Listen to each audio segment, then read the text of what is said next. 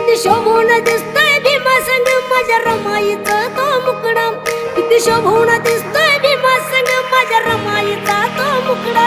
असं सोन्यानं मडवून घडवून दिलं ते घरदार.